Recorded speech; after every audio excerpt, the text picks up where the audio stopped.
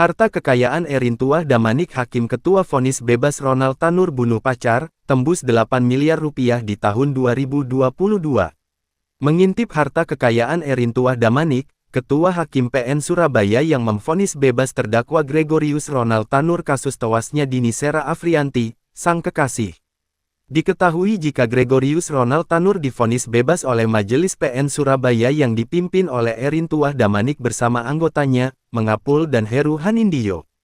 Majelis Hakim Pengadilan Negeri PN Surabaya menyatakan Ronald tidak terbukti secara sah dan meyakinkan bersalah melakukan penganiayaan hingga menewaskan korban.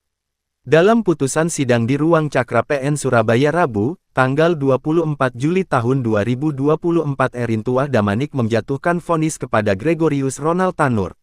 Padahal, jaksa menuntut hukuman 12 tahun pidana penjara dan membayar restitusi pada keluarga korban.